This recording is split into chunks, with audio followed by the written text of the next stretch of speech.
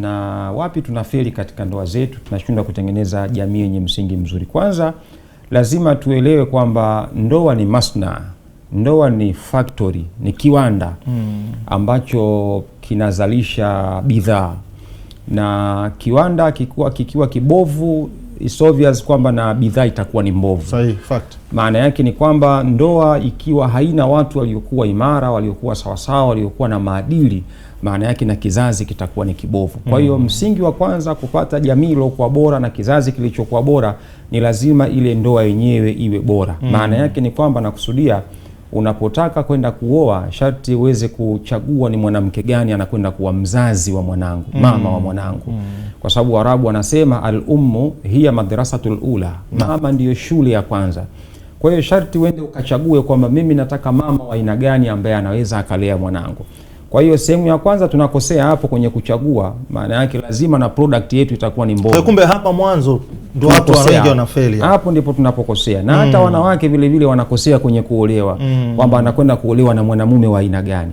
Kwa hiyo mwisho wa siku anaweza akajikuta anatamani tu kuwa na ndoa, yeyote atakayekuja anioe, anakwenda kuolewa na mwanamume ambaye hana maadili, ambaye hawezi kusimamia familia.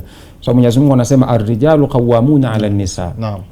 Wanaume ndio wasimamizi wa wanawake. Kwa hiyo kukosekana mwanamume strong mwenye maadili mzuri ambaye ana vigezo vya kuwa baba wa familia, mwisho wa siku familia inayumba. Kwa hiyo wanawake na wanaume tunakosea mahala hapa mwanzoni kabisa. Ndio maana unakuta kiwanda cha ndoa kinakuja kuzalisha product iliyokuwa mbovu. Sahihi. Kwa hiyo tunakosea katika hatua ya awali kwenye kutafuta mke na kutafuta mume.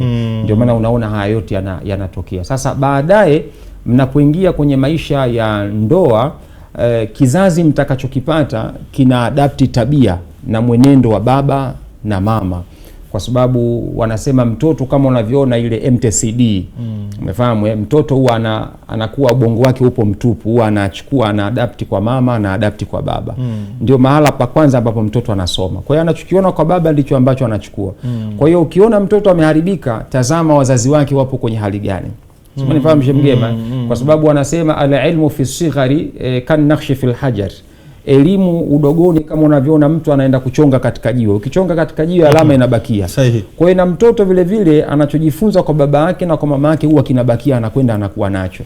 Kwa hiyo kwa tafsiri nyepesi ni kwamba ukiona mmomonyoko wa maadili, kizazi kimekuwa kibovu, watoto wamekuwa hawana maadili, kuna sehemu tunakosea kwenye kuchagua aina ya watu wa kwenda kuolewa nao au wa kwenda kuoa. Tunafeli hapo. Tunafeli hapo shangema. Kwa hiyo tunapitia changamoto nyingi sana kwenye jamii. Hata leo ukiona wakati fulani watoto wa mitaani, pengine panya rodi, watoto ambao wanaingiliwa pengine kinyume na maumbile, mashoga wamekuwa wengi. Ukifuatilia kwa makini ni kwamba ndoa nyingi zimepoteza dira.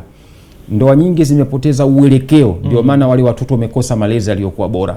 Ukitazama pengine mama au baba, kuna baadhi ya watu wapo katika ndoa hawajaachana, lakini bado watoto wao wanaharibika. Lakini ukienda kuwatazama wenyewe utakuja kukuta kwamba wale wazazi wenyewe hawako sawa sawa. Ni aghlabu sana kukuta MC Mgema kwamba baba na mama wako vizuri katika dini, kisha ukakuta wana watoto waliokuwa waovu. Mara chache sana kutokea.